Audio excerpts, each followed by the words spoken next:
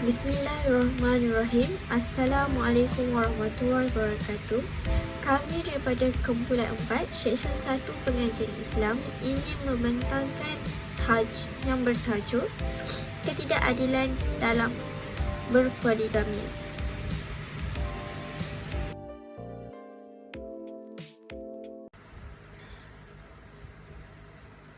Poligami di Malaysia menjadi satu isu yang besar terhadap isteri-isteri di Malaysia. Hal ini kerana berlakunya ketidakadilan dalam menguruskan rumah tangga antara isteri pertama dengan isteri yang lain. Hal ini akan berlaku perceraian dan ketidakfahaman antara satu sama lain.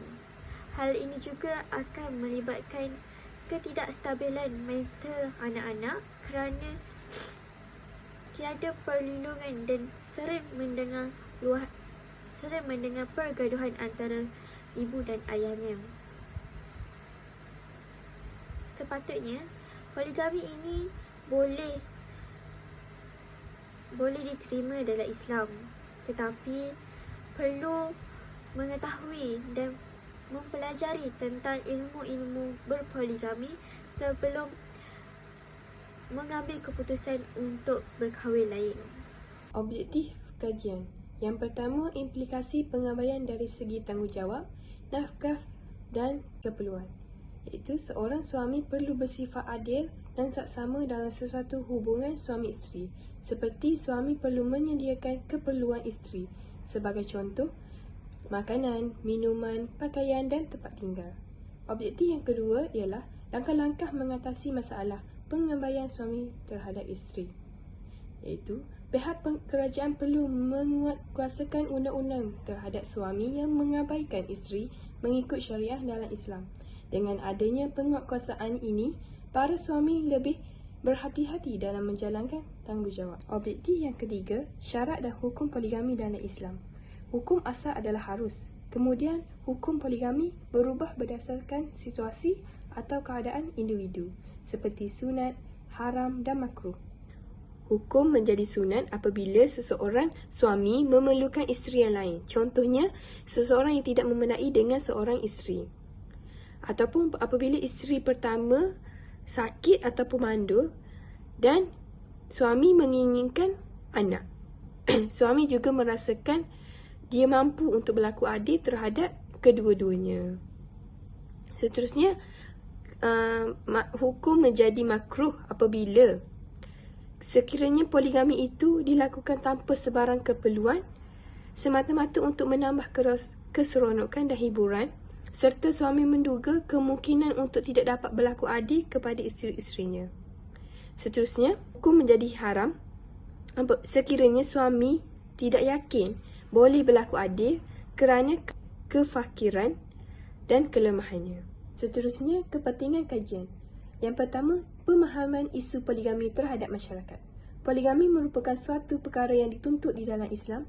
Oleh itu, pemahaman ilmu terhadap poligami diperlukan supaya para suami tidak berlaku ketidakadilan dalam sebuah perkahwinan. Kepentingan yang kedua ialah mewujudkan kedamaian dan kebahagiaan dalam institusi kekeluargaan. Kedamaian perlu diwujudkan dalam perkahwinan supaya tidak berlaku ketidakfahaman antara isteri-isteri dan pergaduhan antara satu sama lain. Yang ketiga, menambah ilmu pengetahuan tentang poligami. Iaitu kepentingan menambah ilmu pengetahuan tentang poligami supaya para suami menjalani tanggungjawab dengan adil.